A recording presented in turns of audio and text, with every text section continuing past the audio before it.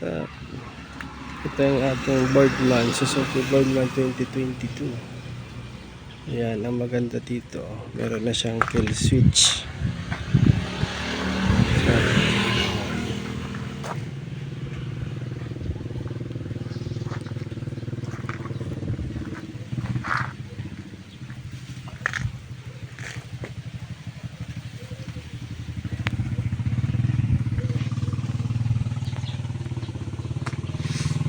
At yung isa naman natin unit ay Suzuki Skytrack Sport na 110cc.